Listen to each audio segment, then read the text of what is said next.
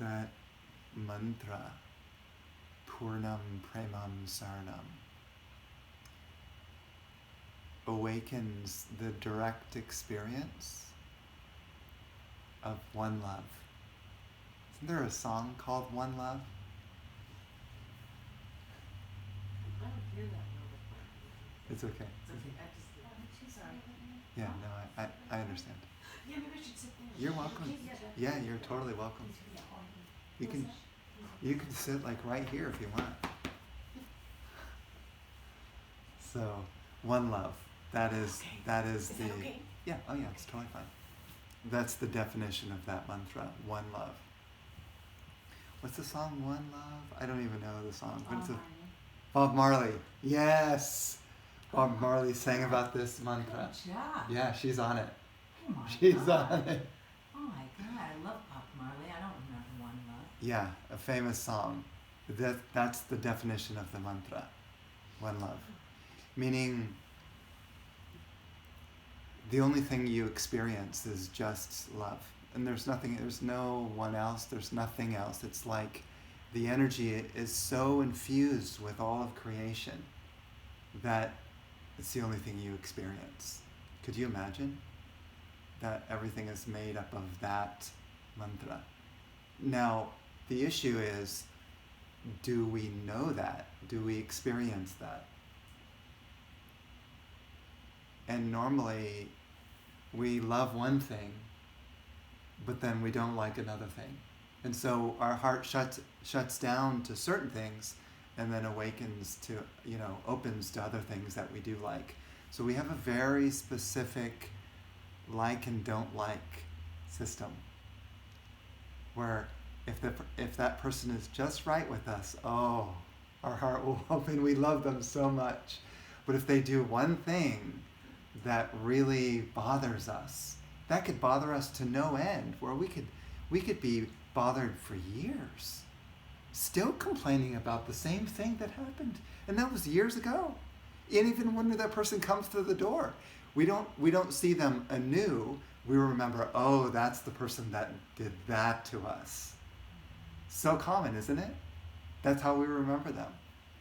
And the mind is so tricky that way. It's true. It has a tendency to really remember the things that hurt us. For some reason, the mind really wants to hold on to those things and not let go. Even if we said to our mind, will you please relax and let go of the past, still it wants to hold on to the resentment. Why is that? Why is the mind so stubborn? Because we very well know if our, let's say, irritation at the person turned to love, that we would be happier. We very well know that. But the mind doesn't want to give in. That you've heard of the idea of a grudge. The idea of a grudge. How long can we hold a grudge? So, it takes actually a fair amount of work to forgive. And what I do in regards to forgiveness is I ask for help, because I know that the way my mind is, it's not going to let that incident go. What that person did to me, it just won't forget that. So I pray and I ask for the help of the grace. Grace, I've described this to people before. Yeah, Melissa says, one love, one heart, let's get together and feel all right. That's the song, right? Yeah, that's the song. So, How does it go? why? Can you sing it? One love, one heart, let's get together and feel all right. Yeah, that's it. That's great. That's great. I know it. So yeah. So I try. Yeah, that was good. So asking now, grace is the magical factor, and that's why we hold these gatherings, because we are indeed invoking the grace, the magic factor of the universe. It'll say, you can call it God, you can call it spirit, whatever your word is for it, but I look at it as there's this extraordinary power beyond our minds that we can't understand, that if we call for help with that, that can erase any problem that we have, can take away any sorrow that we have, can take away any resentment, any grudge. But we have to sincerely desire to release it.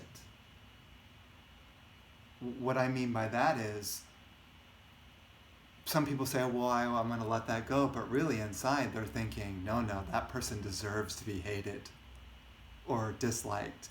They did me wrong and I could never forgive them. There's a part of us sometimes that even if we called on grace, we still are stubborn. But if you have a genuine desire, yes, I want to let go of everything that I feel about that person, all negativity. Please help me. Genuinely ask that the universe comes and helps. And you know how you know when you've succeeded in that quest, forgiveness? When you don't think of that person anymore that did you harm. You don't think, and even if they were mentioned, you have no ill will, no criticism towards them at all when you even hear their name. I mean, wouldn't that be nice? Because otherwise, all these resentments build and build and build. So it's a test of the heart to see, can you forgive? Can you let go? How committed are you to love? And that's why Bob Marley sings that song. Oh. That's why he sings that song. Encouraging people to let go of their resentments, that there's no need to be upset at people anymore. And now it doesn't mean that you go and you hang out with them, because, you have to be reasonable.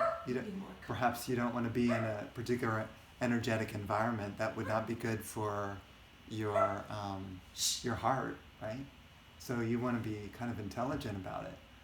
But I'm saying, in regards to deep inside, can you forgive? Can you let go? So the grace factor particularly is built into the mantra. So the mantra is the key to unlock the grace of your own soul. That's why I share the mantras with people, so that they can take a secret key, call it secret, a key home with them, and anytime they're working on clearing their heart, they use the words Purnam Premam Saranam to release the negativity. Especially if your mind is not giving up the resentment, then that will be crucial in catalyzing a change.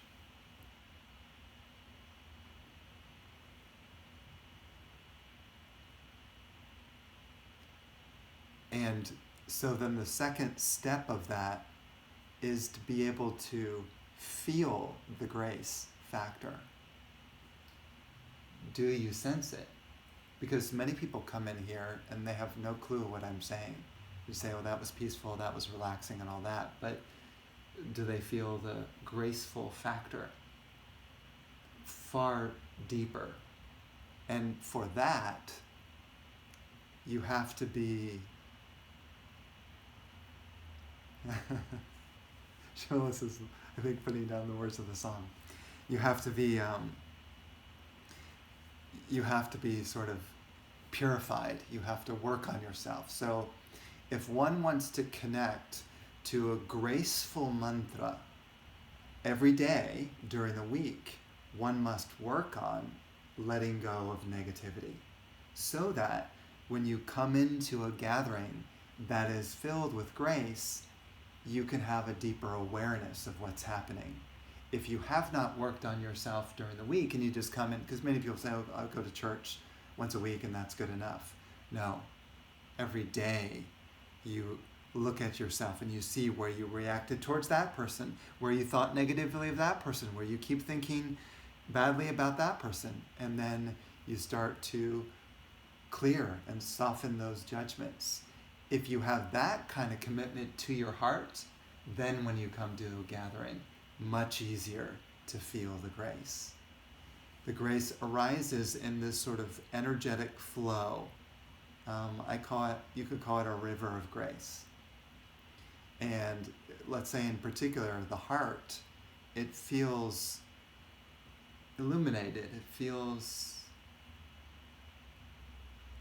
has a kind of warmth and expansion and even a meditative feel. So almost can kind of put you into a trance. Those are some of the results of connecting with the grace. And then, if you're really in tune, you can feel that energy throughout the gathering. In other words, there's a flow of energy, it's kind of like you're riding the wave of the energy throughout the gathering. It never turns off. And then if you become even more tuned, when you go home and let's say you're interacting with your family or your friends or whatever, you're still feeling the grace factor. You're still feeling the energy flowing through you like a river. So when that happens, then you're always kind of tuned into love. And it can help you in situations, let's say where normally, let's say you go to work and you meet someone who's irritating, because the heart is flowing with this energy, you don't feel the usual reaction that you would with that person. It shifts and you feel more either neutral or even positive towards that person. Or compassionate. You might say, even in your mind, instead of thinking, God, why did that person do that to me? You're thinking, oh, I feel kind of sad for that person that they're not doing well today. Because, if a person's criticizing you, they're not happy, right? If they're acting like that towards you, they're clearly not in a good space. Mm-hmm. So you could either react towards them and say, how dare you treat me like that? Or you could feel, oh, that's too bad that they're not feeling good today. What can I do to help to cheer them up? You see the big difference, right? Mm-hmm. One is shutting down my heart and stay away from me. Mm-hmm. And the other is, oh gosh, they're not feeling well today. I wonder what happened. Did something in their did someone? Because a lot of times we don't know why they react, and even if they have a consistent irritation every day, they're treating you badly. Even so, maybe they're having fights with their spouse at home every day, and so they come in and they're just exhausted from the fighting. And you don't know that. Instead, your mind is thinking, God, why is that person? But if you had any idea of what they were going through at home, you would have way more sympathy. Like, boy, I had no idea that person was going through that. Then you have more likely a thought of, I could see that they're going through something. What can I do to help you today?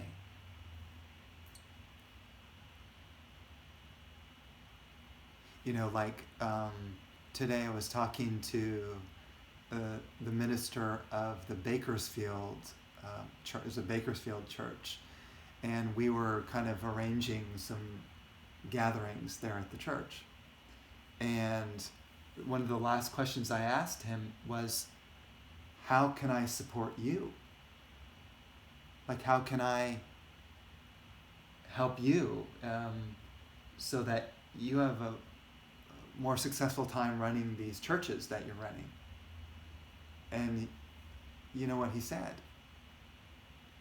He said, oh, well, it's just nice if I have someone kind of by my side who's helping to do some of the details of the church and taking care of some things so that I don't have to have my mind going to all these other responsibilities and I can really focus on what's important. Right? So it wasn't just about, oh, how can I set up all these gatherings, but how can I support you in your quest to fulfill your role as a minister? So you see how I'm looking from the other person's perspective as opposed to just how I'm being affected. Do you see the difference? It's a whole different way of connecting with people. And then no one is ever going to bother you. You'll never have a grudge towards anyone because you always have kind of some sympathy and compassion towards them. Why? Because the grace factor is alive. Now, what I just said is hard for most people to do. Many people can't do what I just said, which is not be affected by their insults or their attacks or treating you badly or whatever. Most people can't. They shut down quite easily. And I may even be grumpy the rest of the day if someone even just says one mean word to them. Happens all the time. But that's because the grace, they're not supported by the grace. The energy is not lit up in their system. So you really have to work hard to light your heart up so you can experience a sweetness and a softness in your heart when you're dealing with people, and then it won't be so reactive. Does that make sense? So the grace factor is the most crucial aspect of this gathering. And the mantra is to unlock that. So,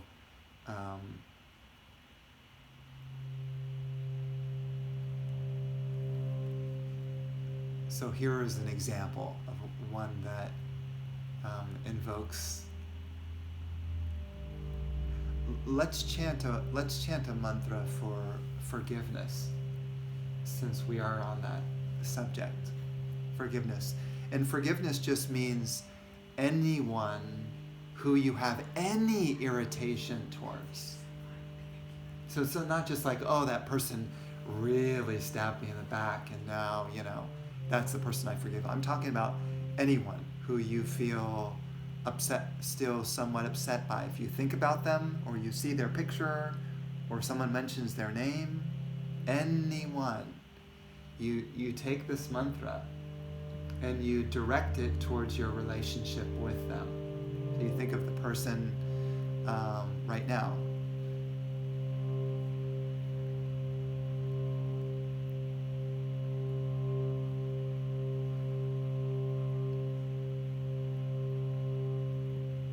Setting the intention for the mantra that we're about to chant, directing it towards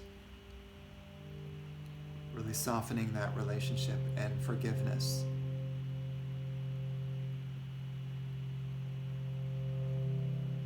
Blessing that person.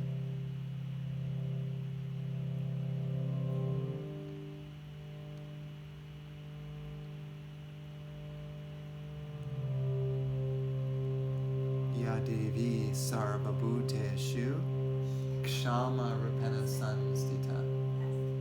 Yeah, Kshama is forgiveness. Kshama. K-S-H-A-M-A. So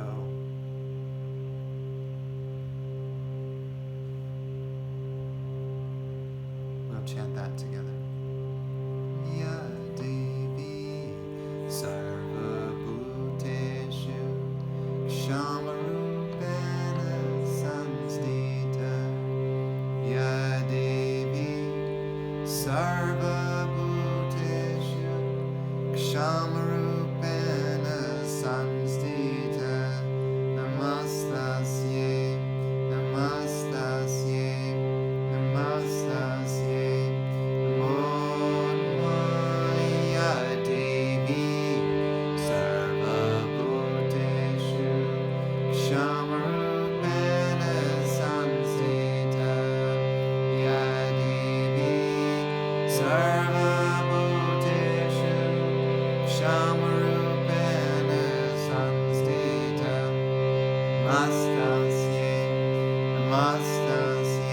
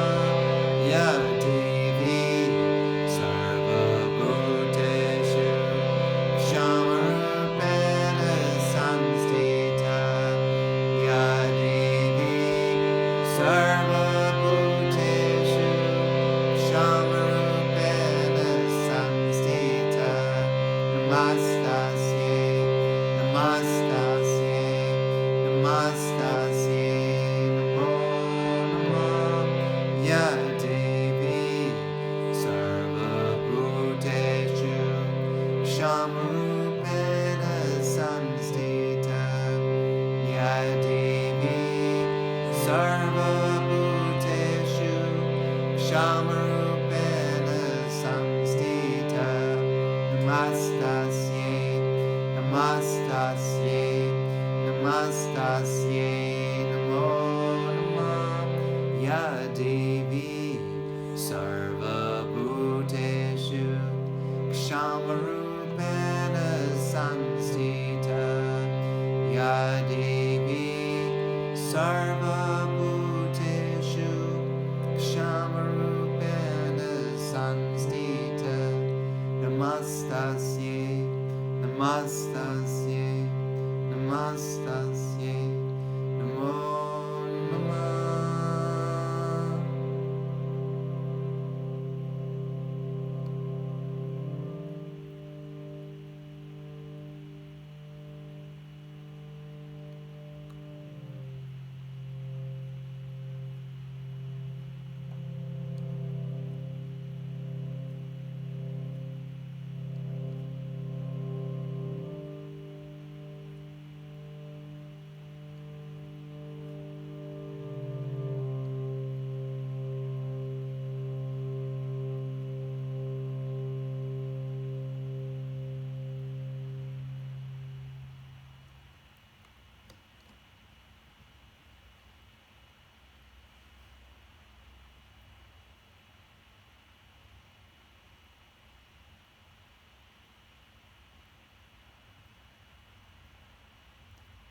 And just imagine that the person you're thinking about is just surrounded in the light of that mantra.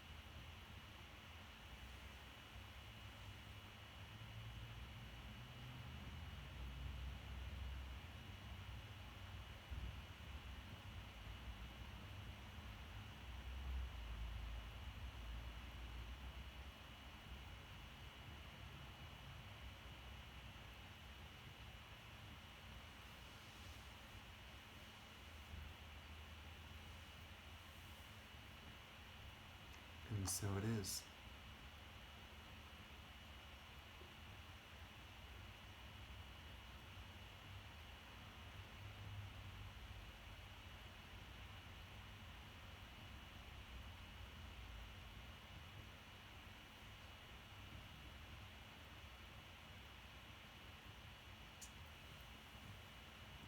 Sadie says, I have been doing the work and I feel this.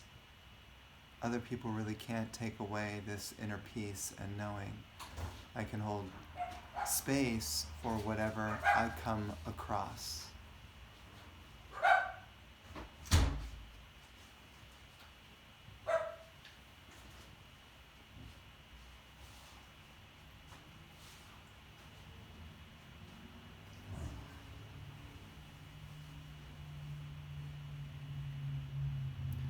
Those people who really, as Sadie says, want to do the work, they have an opportunity every single day to do this process of forgiveness, of letting go of judgments and resentments towards people. Every single day you have an opportunity.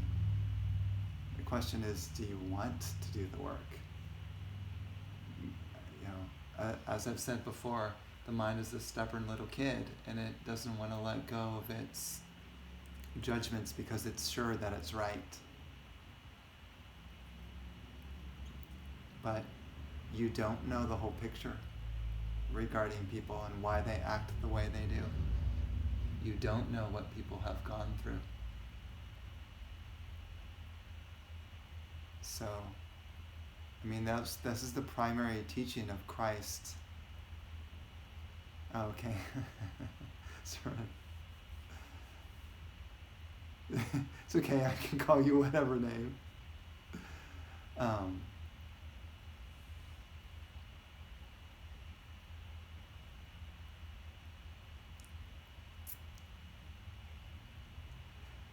You just don't know where people are coming from or why they act the way you do, unless you are fully illumined, enlightened, in which case you'd be able to look at someone and completely see their whole life. Right? You'd be able to... Sometimes you've been there. You do know them. You do know where it comes from. Indeed. You know, so... Indeed. Sometimes you can, and that's particularly powerful. And it's helpful to really understand that. And then you have all the tolerance in the world. Totally. If you've experienced the same thing that they have, and you've felt that pain or suffering that they have, now you get why they act the way they do. Mm-hmm. Now that is powerful.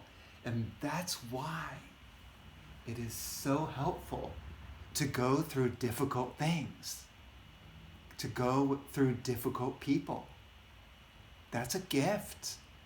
That's a reason to be grateful, because it gives you compassion, sympathy, understanding, empathy. It helps you to open your heart, helps to test yourself. So many benefits to interacting with difficult people. You learn so much wisdom. Because if you don't go through the difficulties of the world, how are you going to be able to help anyone? You don't know what they're going through. You have no clue what their suffering is. If you live in, let's say, a little cave in a spiritual bubble, and you're not exposed to the hurt and pain and suffering of the world, what do you know? Nothing. So, in other words, and this is like the sort of next teaching or a higher teaching, is be grateful for all of your difficult interactions, difficult circumstances, and difficult people in your life. Be grateful. They are your greatest teachers. They really are. Because they're challenging to see how high is your love? Right? How high is your love?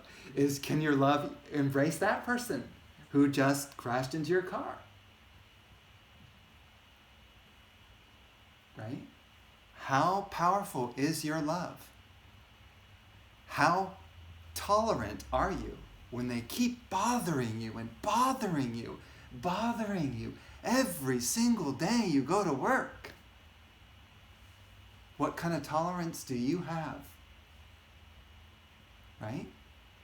That's powerful. And if you develop patience with that person who bothers you day after day after day, and at some point get to the point where you're actually accepting them and they no longer bother you, you have just raised yourself to the next level of love.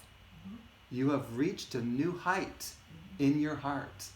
Because now that you can accept that person, think about like how many other people you can work with as well. Now you've expanded your so-called bubble of love to so many other people.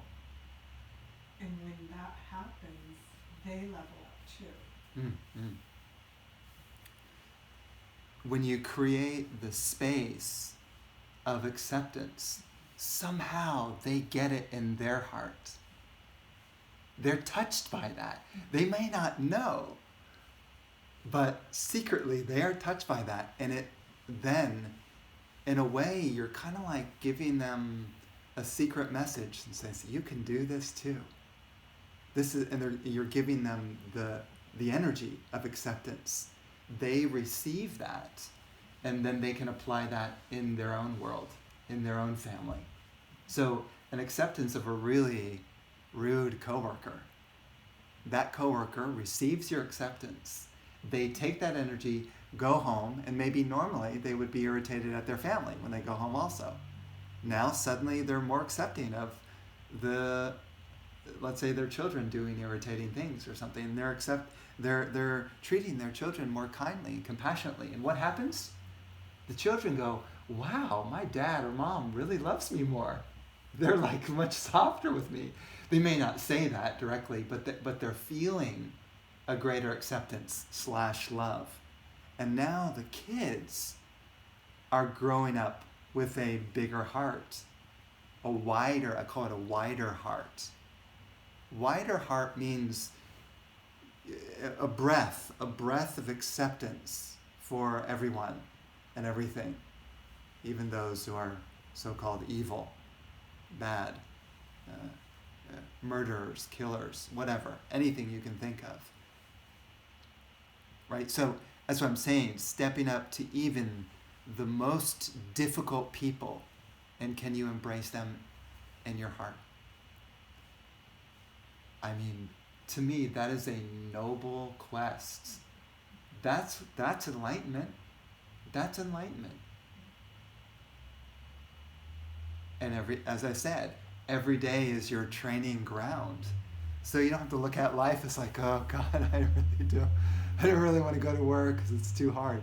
You wake up and you say, okay, here's another day, an opportunity to share love at work. And how can I open my heart and be more accepting even more?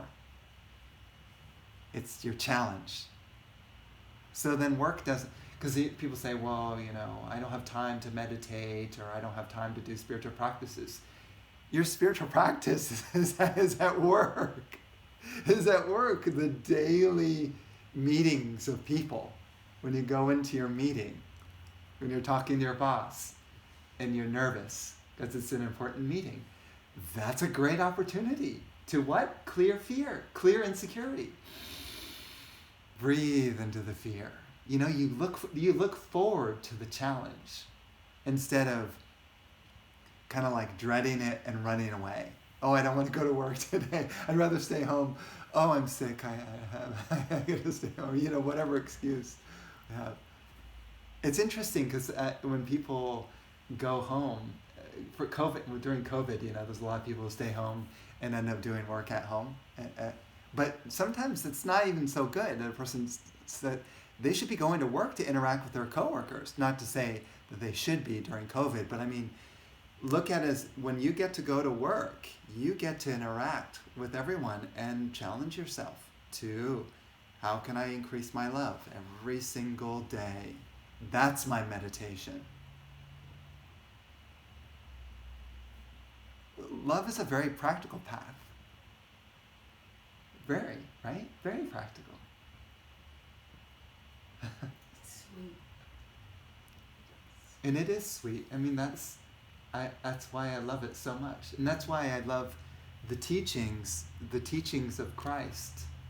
Because his teachings are so deceivingly basic. And yet what he's telling you requires a daily task of looking where your reactions are. It's not just reading the Bible and going, now I'm religious and now I'm holy, because I read the Bible and I memorized all the passages. Oh, and I'm a priest. And so, yes, I'm holy now. No. Whether you're a priest or not makes no difference. Priests are on the equal playing field and are challenged just as much.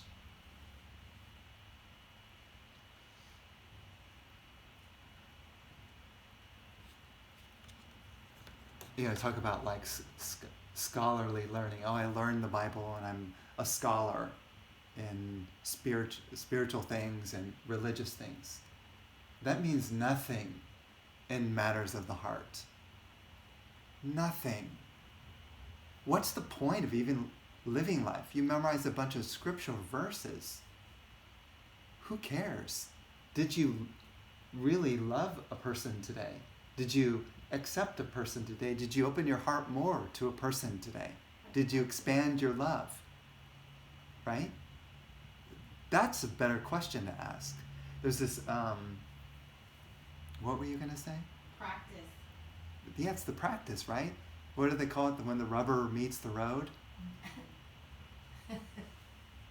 rubber meets the road, meaning you apply your spirituality in real life. You don't run away to a cave and say, I'm going to meditate there because I don't even want to deal with the world. How are you going to grow? There's a story about the yogi that goes for 14 years of meditation. He's like, oh, I reached samadhi. I reached the highest state. And then he gets out of the cave and he goes and starts interacting with people. First person he meets bumps into him and he looks at them and snaps at them, hey, watch where you're going. Then he goes out and he finds this,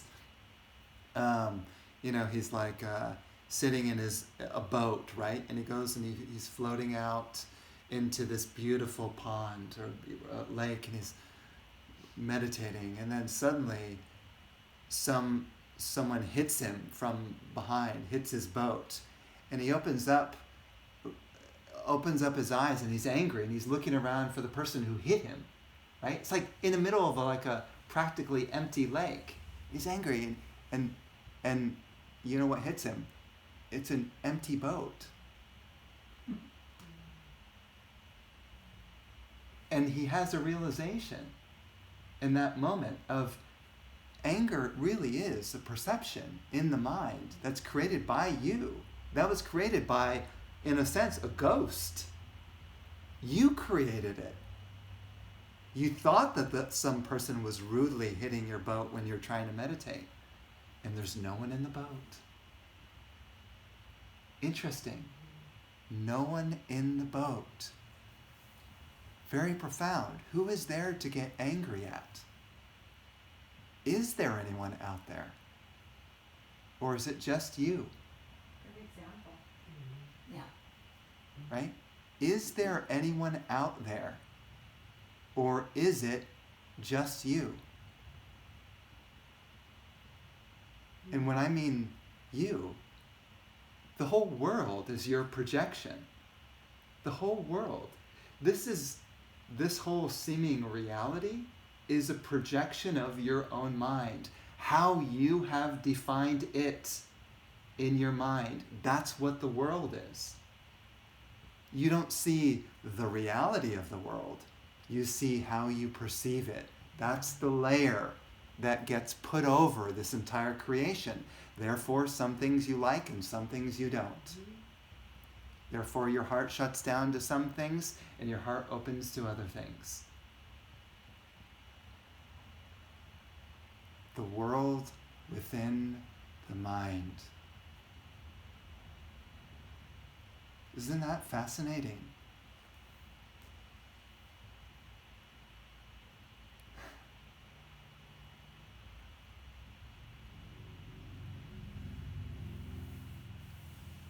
So let's do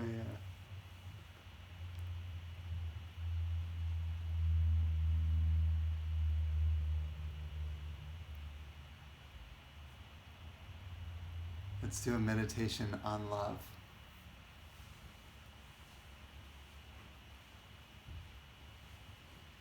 We do the meditation to create more space for the grace. That is the point. If you want to feel the grace, you must clear yourself first, must clean your temple first. The meditation can soften things inside, and then snap, there's the grace. You clicked in, you got it, and now you're riding the wave through your whole day.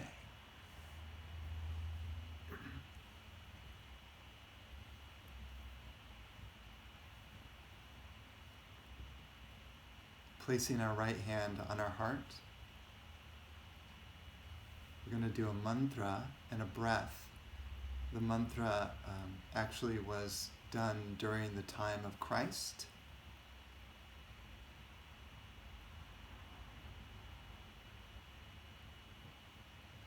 The mantra is Inanna Rachma, which is Aramaic for I am pure love. So now, first we take in a deep breath into our heart space. Breathe out, Inanna Rachma. And we'll continue to do this. Deep breath into the heart. Inanna Rachma. Breathing out all the air. Deep breath into the heart. Inanna Rachma.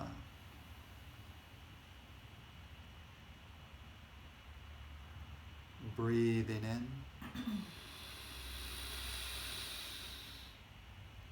Inanna Rachma.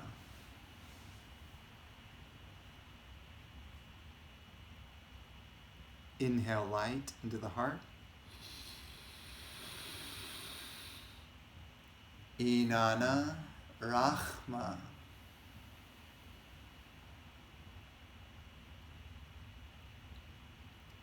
Deep breath in. Inanna Rachma.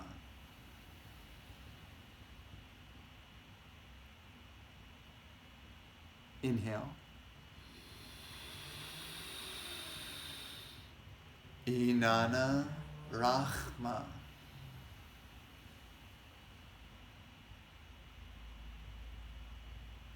Breathing in. Inanna Rachma.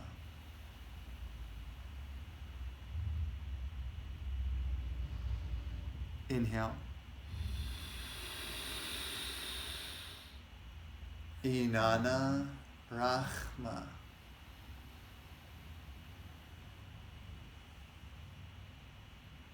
Deep breath in. Inanna Rachma.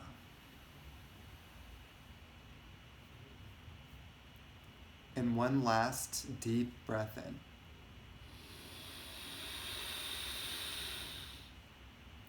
Inanna Rachma.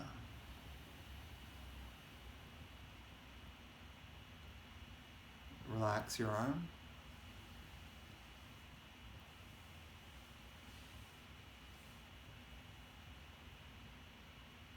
And just set your intention to feel the love in your heart space.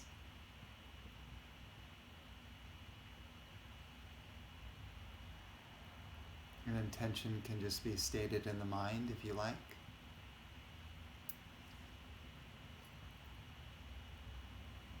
The stronger the intention, the more desire you really have to feel the essence of that breath, that practice. The deeper the practice will go.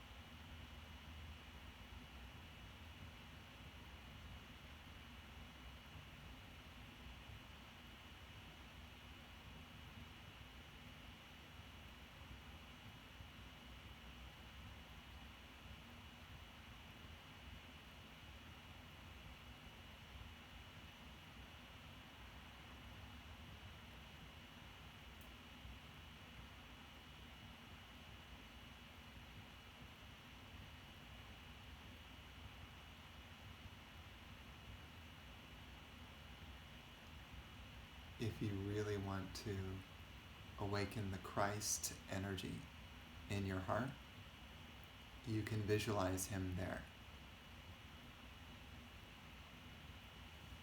You don't have an image for him. I have an image here. You can use that.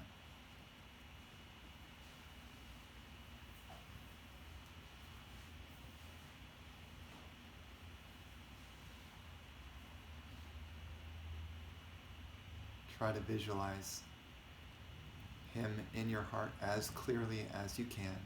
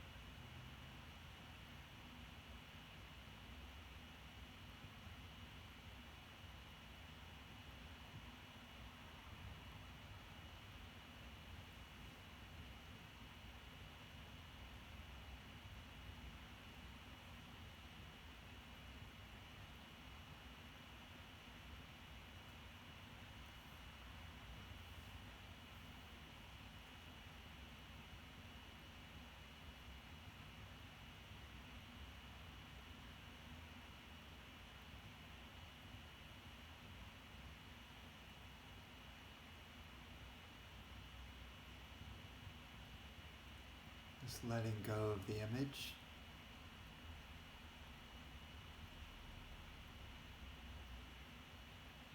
Feel the energy.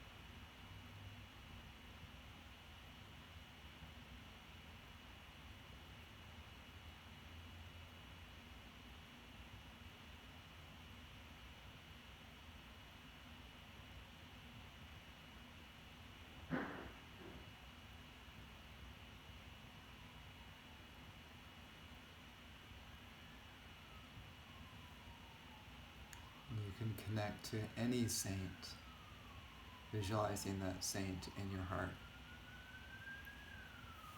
Ideally, it would be a particular saint that you know well, that you're already connected to, that you've felt before. So it might not necessarily be Christ.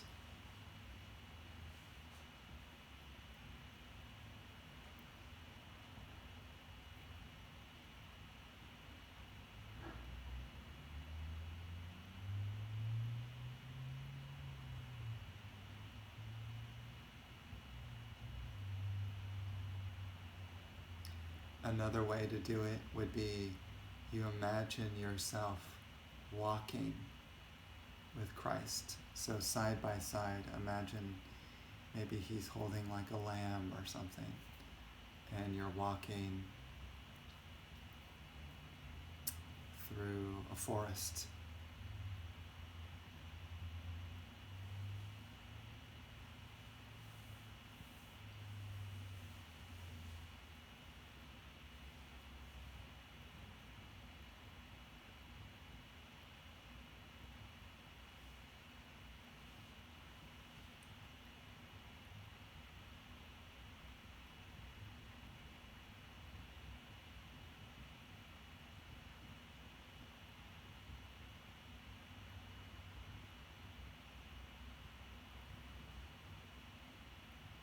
Another way to do it is imagine you're kneeling before him and he places his hand on top of your head.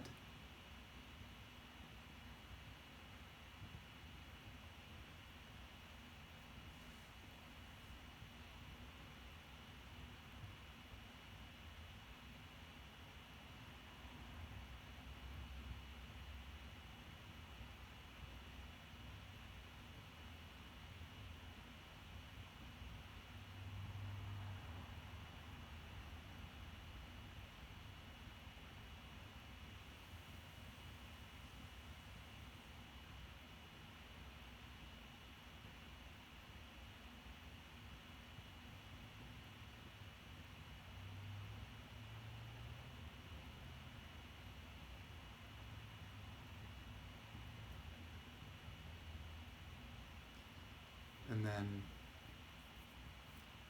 when you're in daily life and you come across a situation that you're unsure how to act, then you simply ask, what would Christ do in this situation?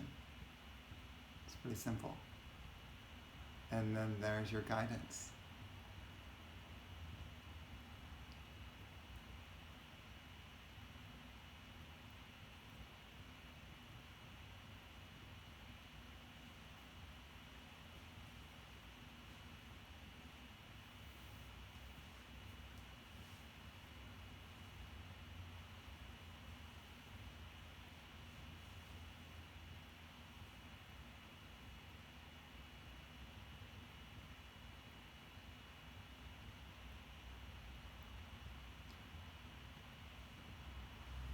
If you want to become an embodiment of a particular kind of quality or being, then you've got to think of that being.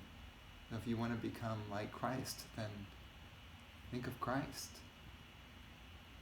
Think of, it's a remembering all the time. Each time you remember that saint, the energy comes back and your system arises again. It helps in a way to be here because it's kind of like a connection point where you know what it feels like. Once you have kind of clicked into that energy, it's easier to invoke when you're at home. It makes more sense. If you haven't done it before, then you may have no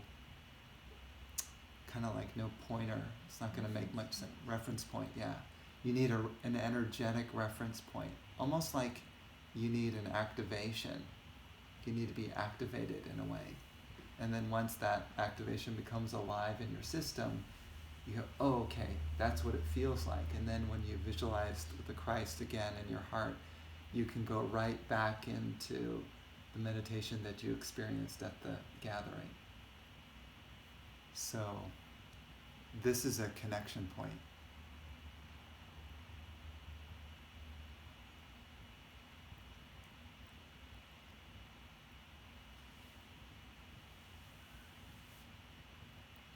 When we talk about gratitude, having gratitude for things, many people speak about kind of what they like in life and what they don't like in life. And they kind of list all the things. Oh, I'm grateful I have a house and shelter. I'm grateful that I have food. I'm grateful that I'm warm, grateful. You know what I mean? Like, it's like, and then they don't include any of the difficult things in their gratitude list. So it's interesting. That's true. It's interesting. It's true. I realize I don't do that. Yeah, it's interesting. So then I would say, let's say in this particular gathering, we can focus on expanding our gratitude list from not just like the so-called good things that we've deemed as good, but also the things that are difficult, and say, how can I see those as helpful for my spiritual growth in this life? It's a good question to ask. How can you can even write the question down in your journal. How can I see all the difficult things in my life as good for my spiritual growth? That would be a way to stimulate thoughts of gratitude for those difficult times.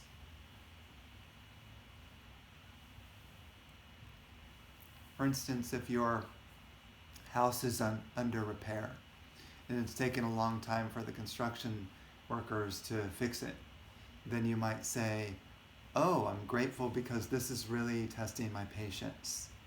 I really wanted this done a long time ago and it's not being done, so clearly there must be a lesson that I am to learn in this situation. What kind of virtue can I learn from this circumstance? Do you see what I mean by that? And then you say, oh, wow, patience. Like, that's a really good... I often talk about patience as a divine virtue. Someone who has strong patience, I very, very admire them. You know why? Because while everyone is getting angry and upset at the traffic that's not moving, you're so happy. Man, it's kind of a rare person. And you're like singing mantras and like shouting to everyone on the street, look, let's chant together. I mean, not to say that everyone would do that, but it's kind of a joke. But the point is, you're so happy in the car and traffic is crawling. Reminds me of your drive where it took you like 4 or 5 hours or something. Do you remember the drive? To here. Oh, like 2.5 or something. 2.5? I remember a day it was long. That was because I was afraid of traffic. As soon as I lost my fear of traffic, I had no traffic on the way here. Interesting. Yeah, so what she's saying, which is a good point, once you lose your resistance to traffic, then somehow the traffic kind of dies down. So kind of the universe relaxes around you once you start to accept. Yeah, it softens the Maya, or I call it the Maya, the illusion, but the universe kind of like starts to go, oh, she's really learning her lesson, so we don't really need to test her in this way anymore. We'll do something else. Well, and when first I was afraid of traffic, and then I found it, after I got over the fear of being in traffic, then I found it annoying, but then I went to, hey, this gives me a perfect chance to chant mantras. Yeah. This gives me a perfect chance to do this. And so by finding the blessing within, finding the beauty within, I'm able to get the blessing from the traffic. Yeah. And so now, no traffic. And same thing with fog. I was so afraid of driving home in the fog. As soon as I cleared up that fear, no fog. I've had no fog since then.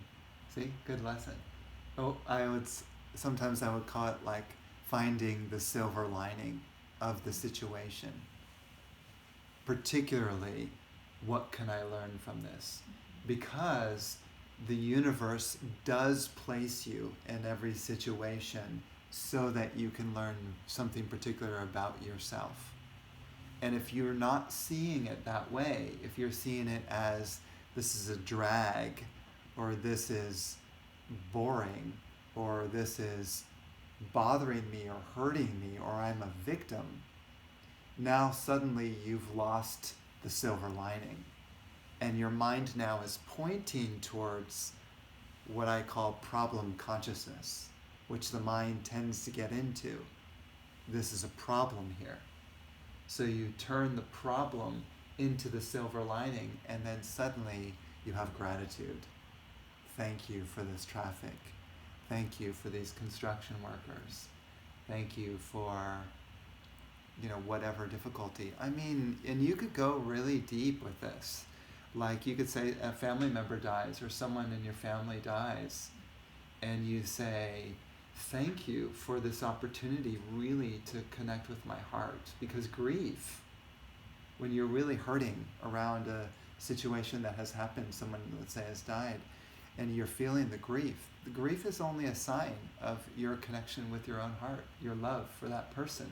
So you can really, really kind of look at yourself and say, wow, I really did love that person, and I really appreciate the love that I had and that I still have, because I'm crying and weeping over this. Thank you for helping me to feel this love in the midst of the grief. Grief is a very powerful sign of love, right? Very strong, very clear. Probably one of the greatest gifts that a person can receive to open their heart is grief. So as long as you're walking through it, you have that sense of, thank you for this experience. I really wanted to touch my heart today. Thank you. Do you see what I mean? You have gratitude for this experience, because it's helping you to awaken the love within you, to touch the love. Wow, I really love that person. Wow, now I really appreciate that person now that they're gone. I was taking them for granted for so long. Like I'd never, really appreciated them so much as now that they are gone. Wow, what gratitude I have for that opportunity. Thank you, right?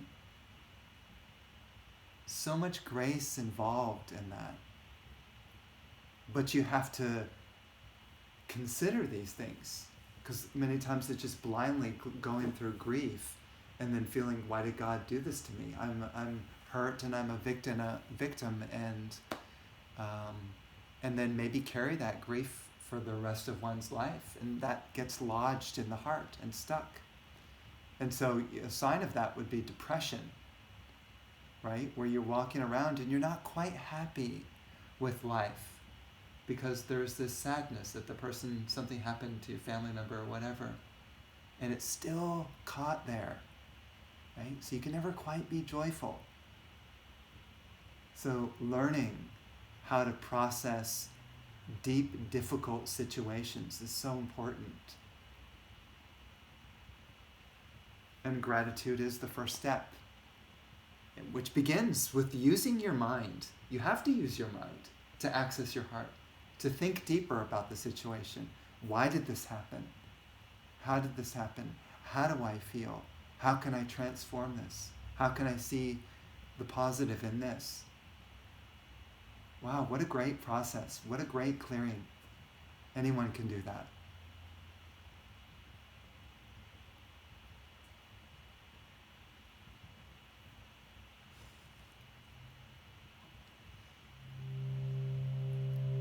So we can chant together another mantra to invoke the love. In love in Sanskrit at least is prema.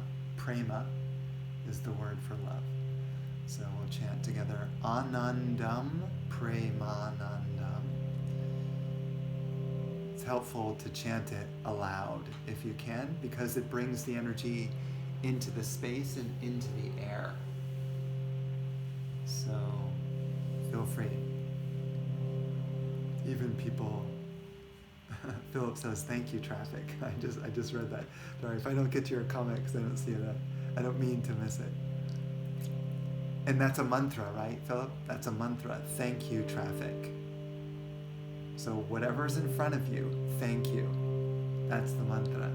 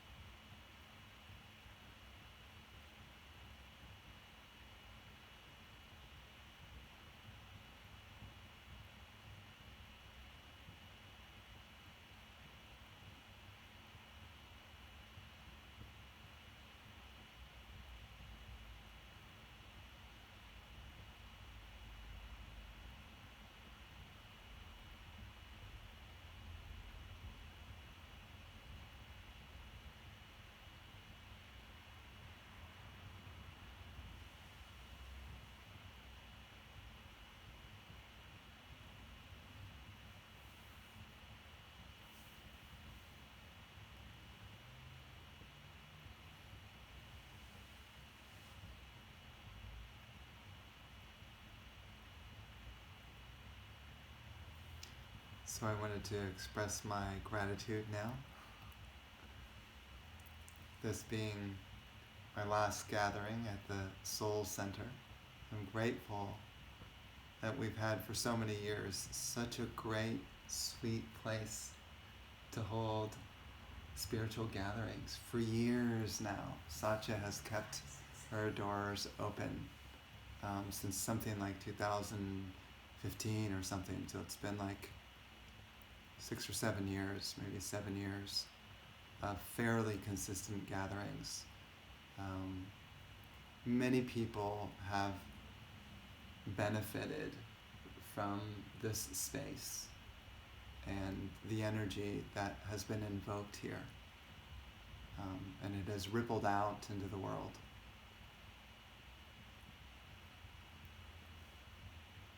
So we're all grateful to serve, to share this,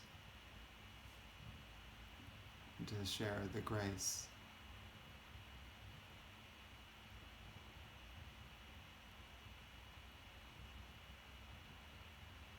Grateful that we've had a place to go to connect deeply to our own soul.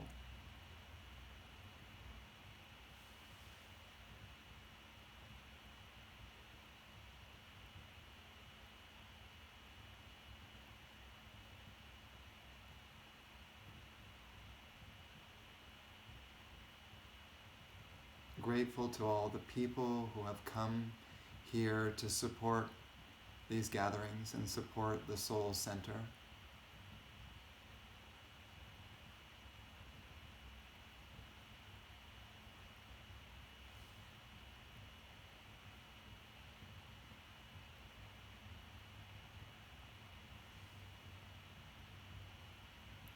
And grateful to Sri Sri Sri Swami Purna Maharaj, who has inspired these gatherings in the first place.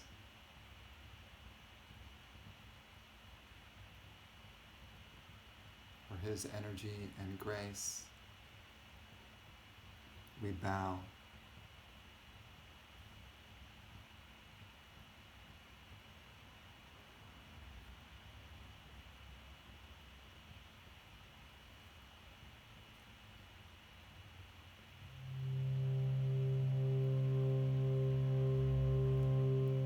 So we'll sing one more mantra together to conclude, and that is Om Loka Samasta Sukhino Bhavantu. May all beings in all realms be happy and free. Loka Samasta Sukhino Bhavantu. You may get it as we chant. It's a beautiful mantra to memorize if you can. May all beings in all realms be happy and free. Om Loka Samasta Sukhino Bhavantu. Loka Samasta Sukhino Bhavantu. Loka Samasta Sukhino Bhavantu. Loka Samasta Sukhino Bhavantu. Loka Samasta Sukhino Bhavantu. Loka Samasta Sukhino Bhavantu. Loka Samasta Sukhino Bhavantu.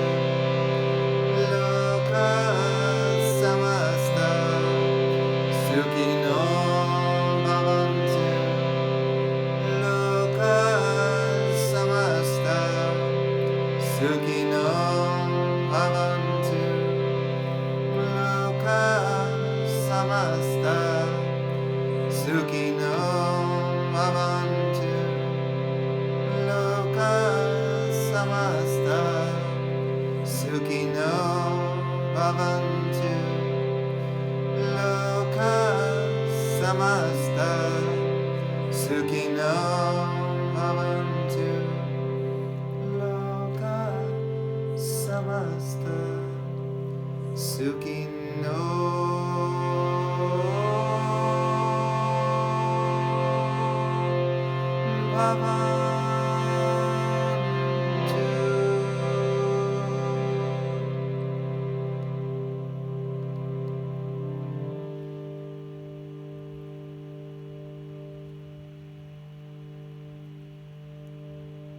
Just imagining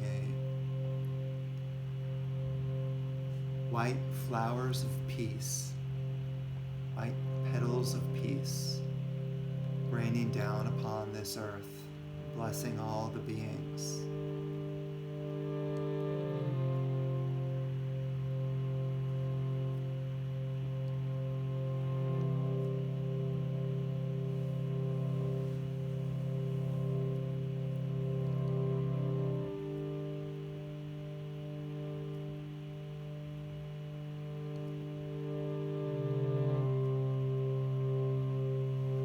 And then we chant together. Om Shanti, Shanti, Shanti. Om Shanti, Shanti, Shanti.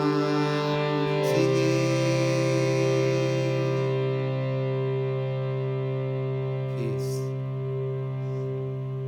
peace, peace. Be unto all.